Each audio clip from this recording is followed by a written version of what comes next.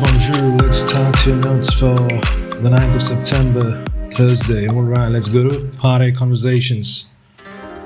And we shall try to understand the prepositions of places using these conversations. Alright, let's take a conversation between yourself and your sister. So your sister calls you and asks you, "Where are you?" And you reply, "At the mall. I am at the mall." Then she tells you, "Oh, I'm at home." And then you tell her, "Oh, so sad for you. Cook dinner. Make sure it tastes good. I'll come and eat it." Alright, let's go on to the second conversation. So she comes to the mall and calls you again. What do you do now? What do you say now? Where are you? She asks you and you say, "I told you I'm at the mall." "So am I." "Oh, really? Where in the mall?" "Oh, so outside in the parking lot." "And you? Where are you?" "I'm inside." "Where inside?"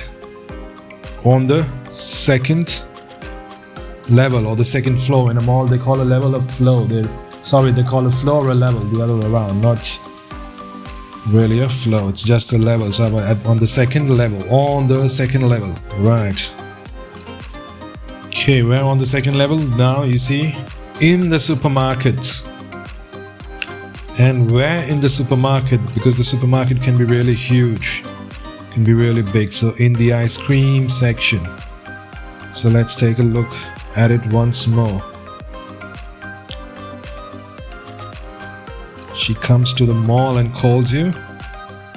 Inside, on,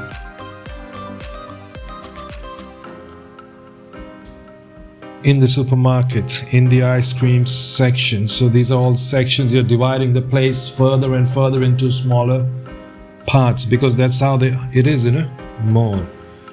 Alright, let's move on. So she goes inside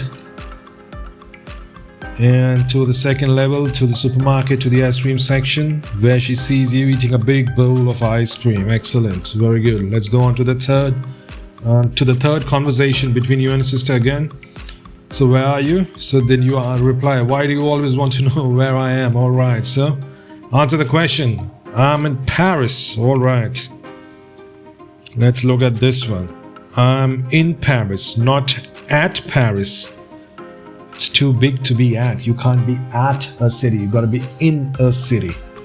Alright, you can be at the mall. That's not a problem. So what did we understand with these three conversations?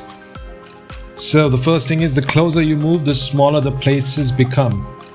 And the further you move away, the bigger the space and the more the distance between you and some other person, whoever you happen to be conversing with or talking with at that time, at that moment. Alright, so number two, what did we understand? Number two is, you can be at a mall, at an airport, at a train station, at school, at office, at work, wherever.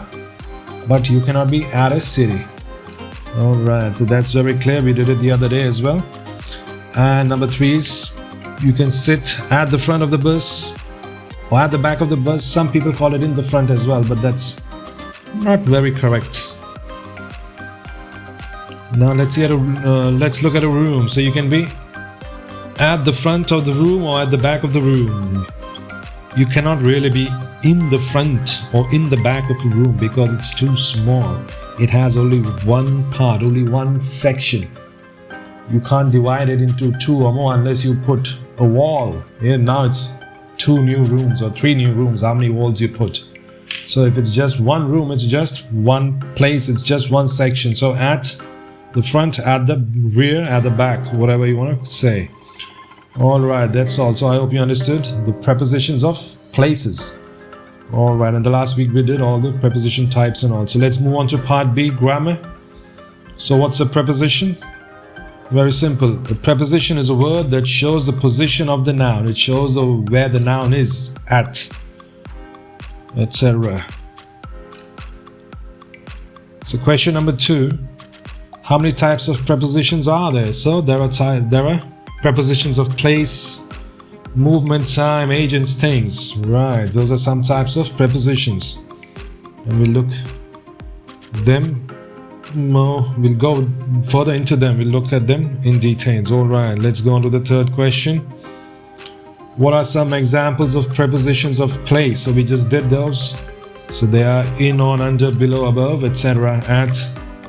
All that stuff is prepositions of place. Prepositions of time. What are some examples of prepositions of time? Since, for, at, in, on. Alright, let's go on to the pronunciation.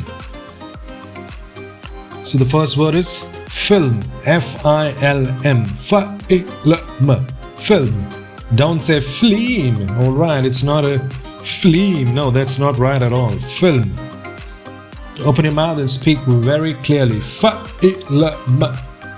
If you cannot say it fast, then practice and you will soon be able to say film as it's meant to be spoken or meant to be said. Alright, that's excellent. Let's go on to word number 2 for pronunciation. That's prepositions. Preposition. Alright. And prepositions. Right. And city. A lot of times you've been getting this wrong. City. It's city. City. Quickly, city. Not CT. I live in this CT. No, it's not a CT at all. Alright, and let's go to Paris. So short and fast and crisp. Paris, not Paris. Actually, in French you say Paris. That's in French. And in English you say Paris. Alright, let's go on to the next one. Section. Section. Don't say section. It's not a section. Section. And one section and many sections. Alright, so that's all for the notes today. Very short notes but very important. You should be able to use the prepositions of time. We did it in class as well. And now you should be very clear on it. So write your notes, revise, and I'll see you in the next video. Bye bye. Merci beaucoup. Adios. Bye bye.